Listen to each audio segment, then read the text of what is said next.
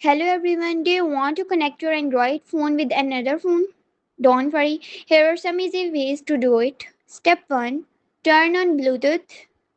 Open Settings, Connected Devices Connection, Preferences, Bluetooth and turn it on. Step 2. Find the other phone. Turn on Bluetooth on the other phone and keep both phones close to each other.